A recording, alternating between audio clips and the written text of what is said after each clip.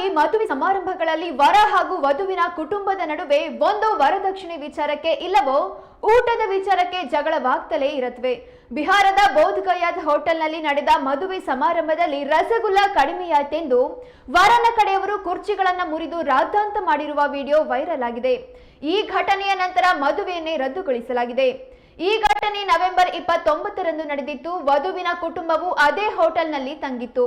ಆರಂಭಿಕ ಆಚರಣೆಗಳನ್ನ ಮಾಡಿದ ನಂತರ ವಧುವರರು ಸಪ್ತಪದಿ ತುಳಿಯಲೆಂದು ಮಂಟಪಕ್ಕೆ ಹೋಗುತ್ತಿದ್ರು. ಆಗ ಈ ಘಟನೆ ನಡೆದಿದೆ. ವಧುವಿನ ಕುಟುಂಬವು ವರನ ಕುಟುಂಬದ ವಿರುದ್ಧ ವರದಕ್ಷಿಣೆ ಪ್ರಕರಣವನ್ನ ದಾಖಲಿಸಿದೆ.